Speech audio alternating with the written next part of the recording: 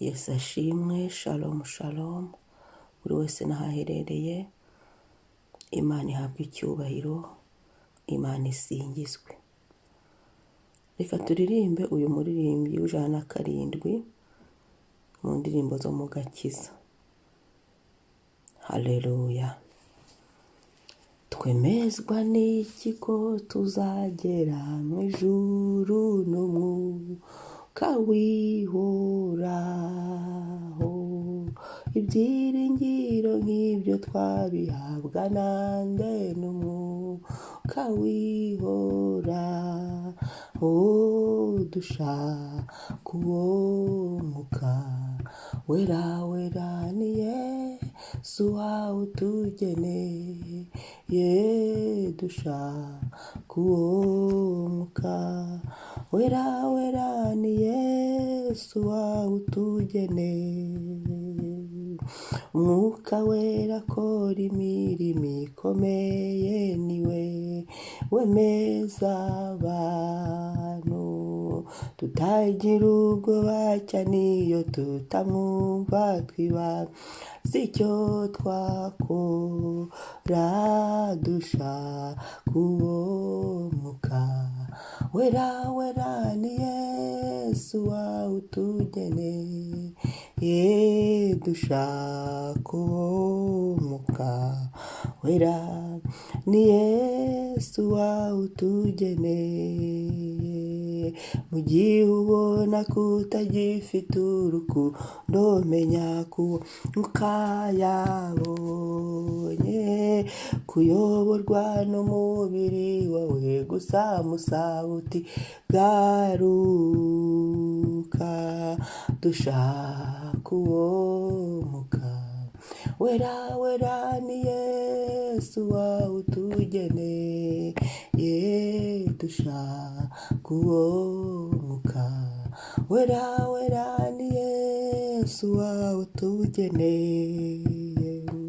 Turagusaba Mwami Yesu, wohereze uwo mufasha wacu, kuko dufite intambara ikomeye mu isi, turamukwiye rwose, dushaka uwo Mwuka Wera wera ni Yesu wawutugeneye, dushaka uwo Mwuka Wera ni Yesu wawutugeneye, dushaka uwo Mwuka Wera wera ni Yesu wawutugeneye. Haleluya. Mwuka Wera turagukunda, Mwuka Wera we mufasha twahawe, Mwuka Wera ubu dusubiza mu mwuka tugahumeka ku buntu, Mwuka Wera ukora imirimo n'ibitangaza, ibigaragara n'ibitagaragara, Mwuka Wera ubera hose cyarimwe, Mwuka Wera uba mu nama z'ijuru, ukaba mu isi, ukaba mu nama hose, ntaho uhishwa, nta na hamwe, ntaho. Haleluya. Turagushimira igitondo nk'iki, turagukunda Mwuka Wera uva ku Mana, Mwuka Wera, Mwuka Wera, Mwuka Wera. Haleluya, haleluya. Gumya uhaze kwifuza kwacu igitondo uyu munsi, Mwuka Wera w'Imana. Haleluya. Turagushimiye we mufasha twahawe, izina ry'Uwiteka niryamamare. Haleluya, haleluya. Reka dusome Yesaya 10:27. Yesaya 10:27 haravuga ngo, uwo munsi umutwaro baguhekeshaga uzakuva ku bitugu, kandi uzakurwa no ku buretwa bagushyizeho, uburetwa buzamarwa no gusīgwa. Reka tubwire Umwuka Wera w'Imana iki gitondo adusige. Hari icyo ushaka ko Mwuka Wera yagusigira, hari aho udashobora kugera, ariko hamwe no gusīgwa k'Umwuka w'Imana turabashishwa, birakunda. Gusīgwa, umuntu wasizwe hari ibintu byinshi anesha, hari ahantu agera abandi batagera, hari ibintu bidashobora kumuhangara, hano naho rero kugira ngo uburetwa buveho nuko uyu muntu agomba kuba yarasizwe. Bwira Yesu, bwira Umwuka Wera w'Imana iki gitondo ngo uwo munsi umutwaro baguhekeshaga uzakuva ku bitugu. Niwe uzi ibitwaro ufite, ibitwaro biri ku muntu, biri mu buzima bwacu, bituruhije, bituremereye, kandi uzakurwa no ku buretwa bagushyizeho. Hari uburetwa bw'ubuterereza, ikavuga ngo ni uguterezanya cyangwa se nubwo abantu baba bashyize ku bandi. Uburetwa buzamarwa no gusīgwa. Reka tubwire Umwuka Wera w'Imana ngo dusige udukureho uburetwa bwose bwari buri mu buzima bwacu. Dusige, Umwuka Wera ajya dusiga, ko tubibona no muri Zaburi ya 45 umurongo wa 8, aho Umwuka Wera agenda asiga amavuta yo kwishima, amavuta icyo ushaka ubwira Umwuka Wera w'Imana akigusigire uyu munsi. Hari ibintu byinshi, hari imbago nyinshi zimenagurwa no gusīgwa. Umwami ashimwe, umwami ahimbazwe.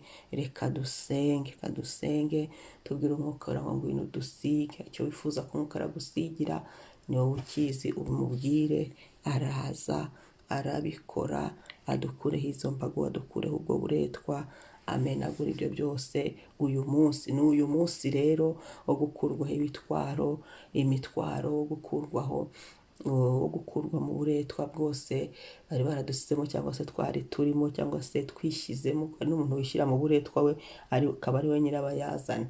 Ibyo byose nta wundi wabidukuramo, nta wundi wabidukuramo uretse Umwuka Wera w'Imana.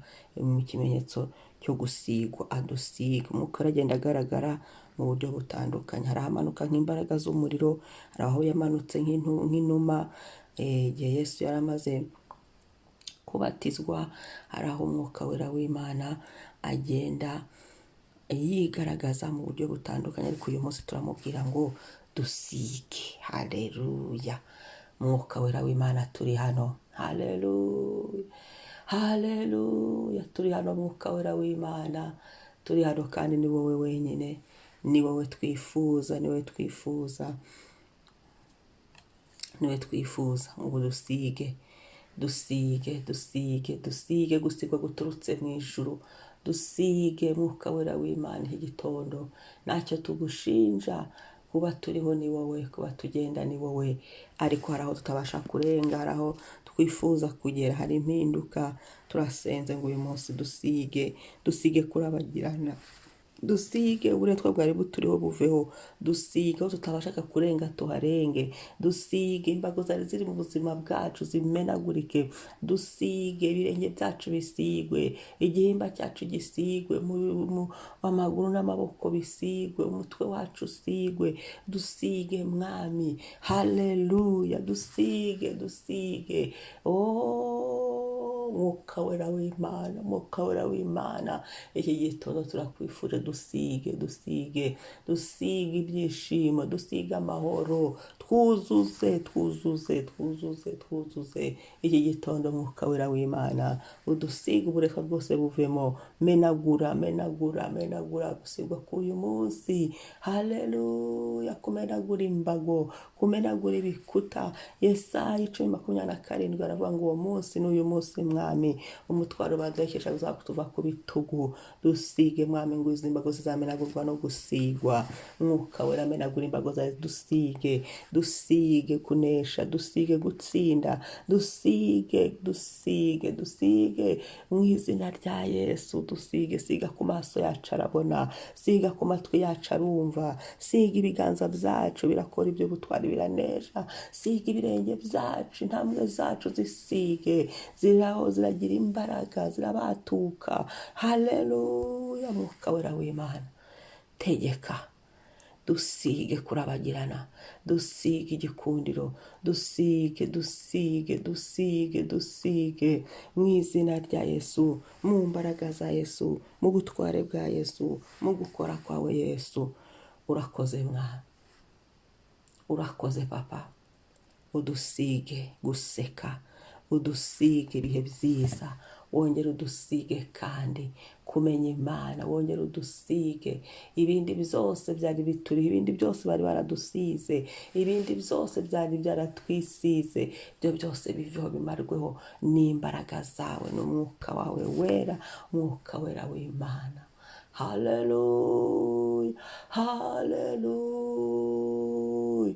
Dushaka uwo mwuka wera, ni Yesu wawutugeneye. Dushaka uwo mwuka wera, wera, ni Yesu wawutugeneye. Amena, amena. Umunsi mwiza, twakire gusigwa n'Imana. Imana isingizwe. Shalom, shalom.